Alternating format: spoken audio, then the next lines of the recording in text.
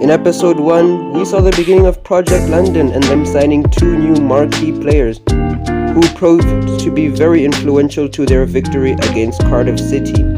And now fans know who Project London is. They know what they're all about. They know the tactics. They'll be running a 4-4-2 for the first season. And they even got to meet their new superstars in Ethan Barlow, Karim Adeyemi, and probably Charles Fry. And not only that, with a win being picked up, they see themselves top of the table, and many wonder if they can actually win the championship. What's up, Wonder Kid? It's FIFA Expert, and today we're going to be carrying on with the Project London Create a Club series. It's episode 2 of the richest club in football's meteoric rise to the top of English football.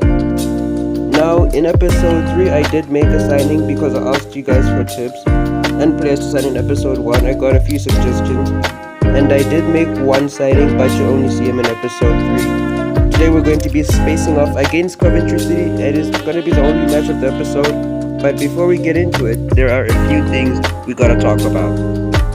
We're going to be talking about a few storylines, and the first one we're going to talk about is the transfer targets of Alex Simmons. He's gone out to the media and he said that he's considering signing the players you see on screen. Now, some of the transfers are less likely than others, but it will definitely be interesting to see how Alex Simmons will convince those players to join Project London. But on the other side of things, at the training ground at Project Park, it seems that Ethan Barlow and veteran of the club Fry have actually gone through an altercation in training. They did throw fists against each other, but it doesn't seem like they've been punished when it comes to football, but they might have been punished with something else, but we won't really know unless Alex Simmons tells us. But now, it is enough about that. They really can't be thinking of that right now.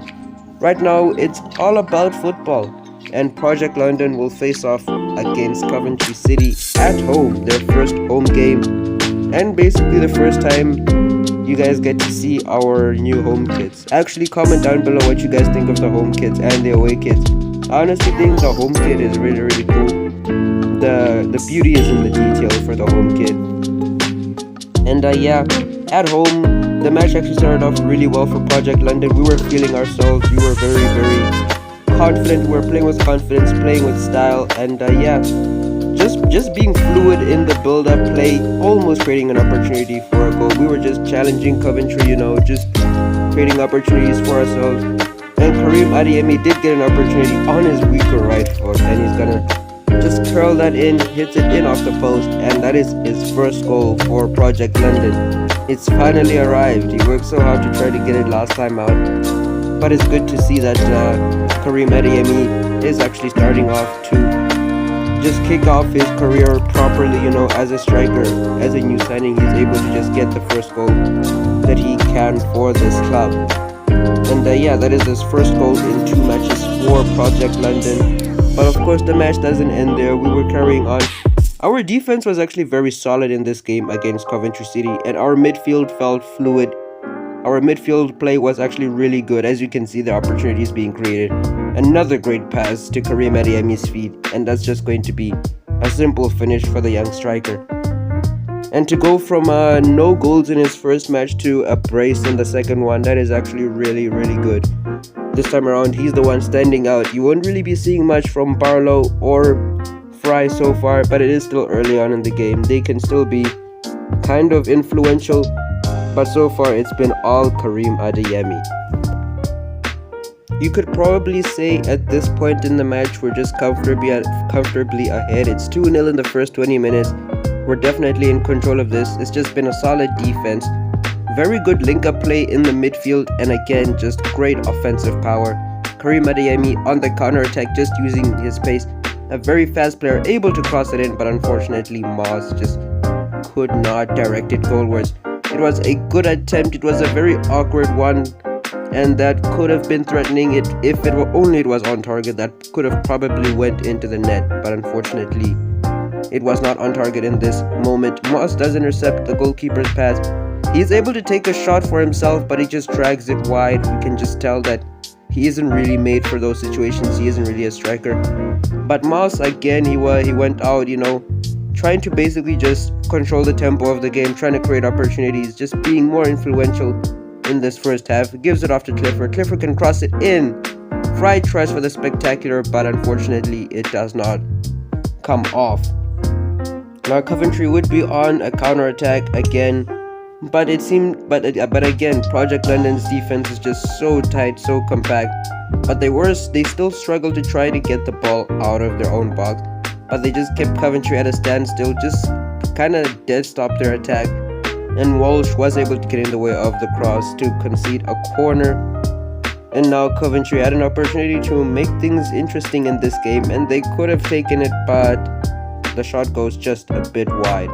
And we see Project London just before the end of halftime on the counter-attack once more. Fry gets the ball, but unfortunately he just hits it over the bar. Fry could be considered as an aerial threat for Project London. He can score headers. He is one of the taller players in the squad. But in that instance, he couldn't quite direct it goalwards. He won the header, but he just couldn't quite direct it goalwards. And yes, you can see that Moss is pulling the strings. That is true. In the second half, though, Coventry City were the ones to start off the action in this time round. It wasn't really Project London early in the first half. Coventry City were actually trying to get back into the game. They were able to take a shot, but Hutchinson, the 31-year-old stopper, saw that out easily. And again, now Coventry City found themselves on the counter-attack. Ethan Barlow, his first real influential touch, his first real key touch, and he can cross it in for Fry, who, as I said, was an aerial threat, and he scores with the header. The two players who seemingly had an altercation at training actually linking up, and things seem like they're actually okay between the two stars. They seem to have set aside their differences, at least for this match, and yeah, that is actually a really good link-up play between Fry and Barlow. And now, just like that, it is 3-0 for Project London. They're unplayable when they're on this form. We're just unplayable on this form. And yeah, in 1 hour, we've scored 3 goals. Can never be any happier. But now Coventry City were on the counter-attack actually, and things looked dangerous. They looked threatening. And yeah, Project London's clean sheet would not last. Unfortunately, they did concede. Probably a cheap way to concede, but of course they didn't really think about it too much. Ethan Barlow was on the attack again. He tried to cut it back, but unfortunately the defender did get in the way. I was about to say he could probably take a shot on his own, but he decided not to do that. But Coventry City were on the counter-attack again. Could Coventry City actually come back from this? You know, if they were to score there, it would have put in a bit of hope and would have made things very awkward for Project London. But now Project London's turn to be on the counter-attack, and Karim Adeyemi and Fry linking up for a simple 1-2. And Adeyemi was a bit selfish there, probably trying to go for his hat-trick, but yeah, unfortunately could not score. And Fry, the aerial threat, just hits it in from the corner. He leaps above everyone and he scores such a simple-ish goal. You know, it's difficult to get up there to beat all those defenders.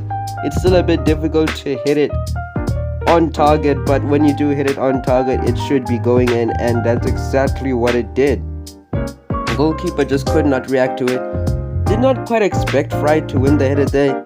He kind of had a bit of faith in his centre-backs, but unfortunately, this time, putting faith in his centre-backs didn't work out that well. Of course, now, Project London is 4-1 up. And I thought, why not put Barlow off, just give him a rest, give him a standing ovation, and put on one of the rotation players. I think it was Harding, his name. He's one of the rotation players who doesn't really gonna get that much game time. And Karim Adeyemi using his pace again in the last few moments to get himself the hat-trick. At the end of the day, Karim Adeyemi gets what he deserves, and in his second game for Project London, he scores 3 goals. Amazing. I mean, all in all, it's just been a great performance from the entire team in general. I mean, sure, there's no clean sheet, but honestly, we can just erase that 1 goal and consider the defense was actually really solid.